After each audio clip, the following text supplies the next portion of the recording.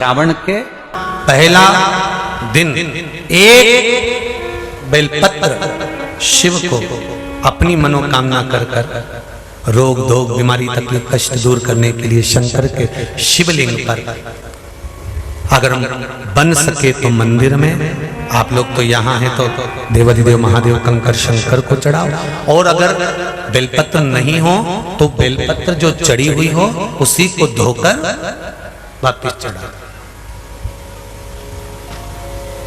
वापिस और सावन का महीना है, दिल से बाबा को रिझाए।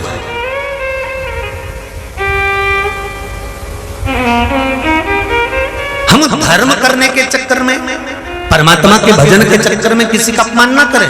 कोई भी एक नियम अवश्य धारण करो पूरे सावन कि मैं शिव जी के मंदिर जाऊंगी या बेलपत्र को जल चढ़ाऊंगी या शंकर जी के मंदिर का दर्शन करूंगी या शिखर का दर्शन करूंगी या शिव जी के मंदिर में एक चावल का दाना या 2 लोटा जल का स्मरण या बाबा देवाधिदेव महादेव का मंत्र स्मरण करूंगी। प्रतिदिन अपने हाथ में 2 लोटा जल भरकर शिव को जल की धार लगाऊंगी। कोई भी एक नियम अपने श्रावण महीने में अवश्य,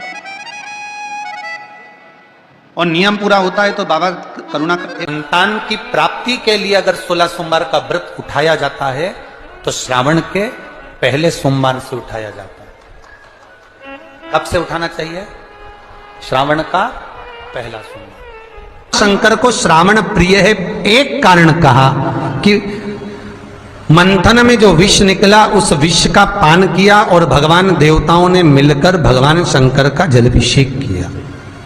दूसरा कारण कहा, माता सती ने शंकर को पाने के लिए श्रावण के महीने में ही सबसे ज्यादा साधना करी है। और क्या करा था माता सती ने? एक बालू का मिट्टी का शिवलिंग बनाती थी, प्रतिदिन शिवलिंग का निर्माण करती थी और शिवलिंग का निर्माण कर कर उसकी पूजन कर कर अर्चना कर कर उसका विसर्जन करती थी सती माता। और माता सती का नियम था भगवान शंकर को पाने के लिए शिवलिंग का। तो हमारे यहाँ शिव महापुराण में लिखा है कि पार्थिव शिवलिंग का निर्माण होना चाहिए, और पार्थिव शिवलिंग का निर्माण करना है तो उसके लिए भी वर्णन करा गया। ब्राह्मण श्वेत मट्टी के शिवलिंग का निर्माण करे, वैश्य पीली मट्टी के शिवलिंग का निर्माण करे, क्षत्रिय लाल मट्टी के शिवलिंग का निर्माण करे और शूद्र काली मट्टी के शिवलिंग का निर्माण करे। कितना बड़ा शिवलिंग बनाना चाहिए? अगर हम पार्थिव शिवलिंग का निर्माण कर रहे हैं या हमारे घर में हम कोई मूर्ति रख रहे हैं या हमारे घर में हम कोई मूर्ति को विराजमान कर रहे हैं तो उस मूर्ति का भाव कितना बड़ा होना चाहिए? तो कहा जमीन पर अपने हस्त कमल को रखकर अंगूठे को ऊंचा कर कर देख लो, बस इतनी बड़ी मूर्ति घर के अंदर होना चाहिए। चाहे वो लड्डू गोपाल की हो, चाहे वो दुर्गा भवानी की हो, चाहे वो राम जी की हो, शंकर जी की हो, कृष्ण की हो, जिसकी रखना हो, बस इतनी बड़ी मूर्ति घर के अंदर होना चाहिए। क्यों? इससे बड़ी अगर मूर्ति होती है तो जैसे मंदिर में सेवा होती है उतनी सेवा की उसको जरूरत पड़ती है, और अगर इससे छोटी मूर्ति होती है, जितनी छोटी होगी उतनी सेवा कम करना पड़ती है। तो मूर्ति जितनी छोटी होगी उतना सुख प्रदान करेगी, उतना आनंद देगी।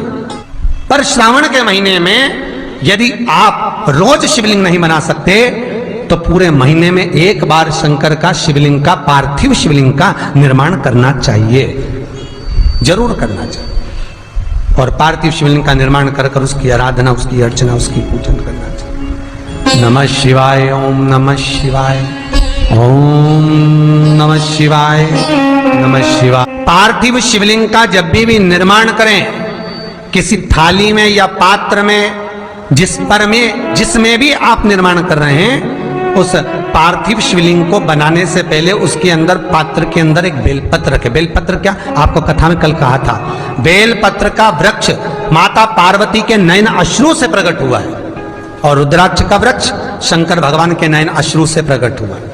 तो बेलपत्र रखकर फिर उसके ऊपर शिवलिंग का निर्माण करें, फिर उसके ऊपर शिवलिंग, उसका लाभ आनंदित होगा, उसका सुख आनंदित, वो आनंद फल देने वाला होगा। कई लोग सीधे थाली में शिवलिंग बना देते हैं। माता पार्वती के हस्त कमल पर शिवलिंग का निर्माण है महाराज, हस्त कमल सुख देने के लिए। तो भगवान शंकर के शिवलिंग का निर्माण करें। माता सती ने भी किया। यही श्रावण के महीने में माता सती शंकर भगवान के शिवलिंग का निर्माण करती है, पूजन करती है, अर्चना करती है। फिर शाम के समय उस शिवलिंग को मस्तक पर स्पर्श कर कर जलाशय में, कुंड में, जल में, बावड़ी में, कुएं में, तालाब में उसका विसर्जन करती है मां। दूसरा कारण कहा, सती शंकर को इसी श्रावण में रिझाई थी, इसलिए शंकर को श्रावण अति प्रिय है। कि पहले आती है नवमी, फिर आवेगी एकादशी देवसोनी। तो भंडारिया नवमी का मतलब क्या होता है?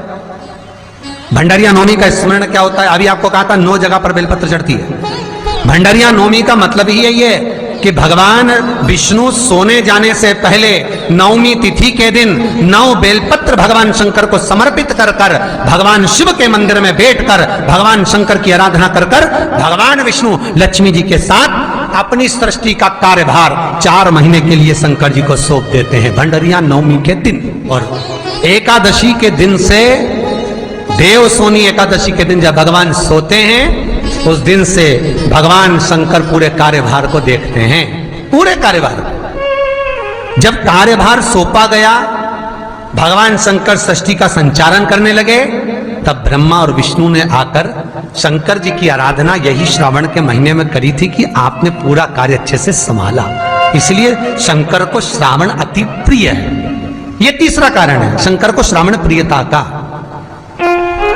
अब शिव महापुराण की कथा करिए कि शंकर को श्रावण प्रिय चौथा कारण वर्णन करा कि ये कारण भगवान शंकर की आराधना माता पार्वती ने बाल्यपन से करी, खूब करी, खूब दिल से करी।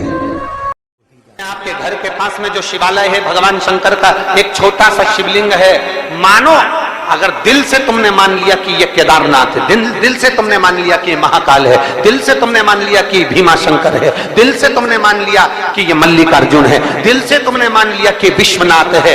जिस दिन तुम्हारा मन पर जा, श्रावण के महीने में जब तुम 2 लोटा जल चढ़ाने के लिए जाओगे,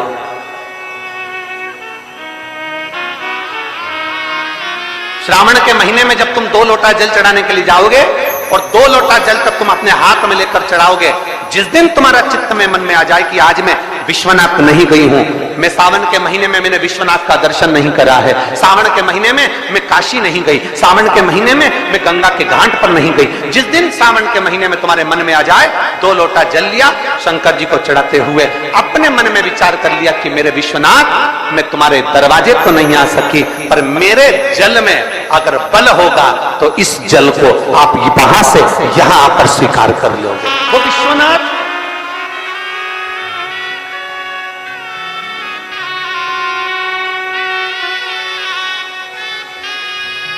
पहला दिन लगे 2 लोटा जल चालू कर दो। श्रावण के पूरे महीने 2 लोटा जल अपने घर से लेकर जाओ, और अपने घर से जब जल लेकर जाओ तो ये विचार कर कर जाना, आज मैं शिव को काशी में, आज मैं शिव को केदार में, आज शिव को अमरनाथ में, आज शिव को भीमा शंकर में, आज शिव को मल्लिकार्जुन में। और फिर निवेदन करूंगा, जिस बहन को 19 और 20 साल तक भी औलाद नहीं हुई हो, तो कृष्णेश्वर महादेव का नाम लेकर 2 लोटा जल तुम्बकेश्वर महादेव का नाम लेकर चढ़ा कर देखना, सावन के बाद में बाबा संतान जरूर देगा, झोली जरूर भरेगा।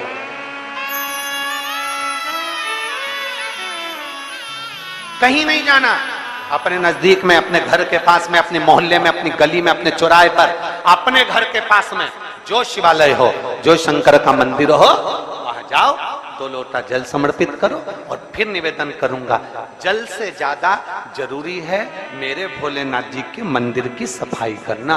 अब कीचड़ चालू हो जाएगा, पानी चालू हो जाएगा, सावन का महीना चालू हो जाएगा, अपने साथ एक कपड़ा लेकर जाओ, बाबा के मंदिर को पूरा साफ कर कर, बाबा के शिवलिंग का स्नान कर कर, बेलपत्र निर्माल्य जितना पड़ा है उसको उठाकर कहीं विसर्जन के लिए, किसी नदी तालाब बावड़ी में नहीं, किसी कुएं में नहीं, निर्माल्य तालाब में, नदियों में, बावड़ी में डालने के बाद वो निर्माल्य सड़ता रहता है, नदी नाले का पानी सूखता रहता है, उसमें कीचड़ इकट्ठा हो जाता है। उस निर्माल्य को इकट्ठा करो, गाड़ी में भरो, किसी एक खड्डा खोदकर वहां दबाकर उसकी खाद तैयार करो और बाद में बेलपत्री के वृक्ष के नीचे उसको डालते रहो। पर ध्यान रखना कि निर्माल्य हमें नदी, तालाब, बावड़ी, कुएं में नहीं डालना। महादेव से कहना नहीं आता।